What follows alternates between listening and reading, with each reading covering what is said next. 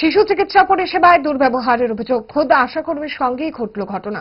খোয়াই জেলা হাসপাতালের এক স্বাস্থ্যকর্মীর বিরুদ্ধে উঠল এই দুর্ব্যবহারের অভিযোগ। জানা গেছে, এক রাতে অসুস্থ শিশুকে চিকিৎসকের পরামর্শে শিশুর মুখে ধোঁয়া দেওয়ার জন্য নিয়ে আসেন তুলা শেখরের একজন আশাকর্মী।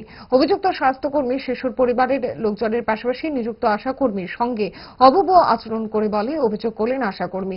প্রেসক্রিপশন ছুঁড়ে ফেলে দেওয়ার মতো মারাত্মক অভিযোগ করতেও শোনা গেল অভিযুক্ত স্বাস্থ্যকর্মীর বিরুদ্ধে। কি অভিযোগ ছিল আশাকর্মীর, শুনুন। কি হয়েছিল? এইটা বুঝাই দেন না, এটা কোনো সময় দিলে আজকে দেওয়া হইতো না, এটা কালকে দেওয়া হইব ইয়ার খাম কইরা হে ফেলাই তাহলে আমি বুঝি না, এটা বুঝাই দেন 5 জন এবং 5 জন আমরা বুঝাইতেই বুঝি। কি ব্যাপারে গেছিলেন?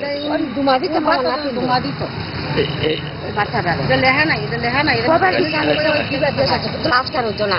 আচ্ছা আমি কই যাও দিদি, তুমি জিগাই কার কাছে গেছিলেন আপনি? হাসপাতালের স্টাফ? খোয়াই হাসপাতালের স্টাফ? রাজা ডাক্তারের কাছে গেছি, রাজা ডাক্তারে হারাইছে। আরেকজনের কাছে পাঠাইছিল না? হারাইছে, এটা মেয়েও দিত তো, একটা দিচ্ছে আর এটা লেহা নাই কইলে কইছে আজকে দিত না। তো দিত নিলে আমরা বুঝাইয়া কন আমরা বাড়িতে দৌড়ি, তখন এটা একটা বুঝামনি কই এটা দিয়া 5 জন এসে 5 জন তো কইতে হইব নি, কইয়া হ্যাঁ আপনারা কি ওই গালিগালাজের সুরে কইছে?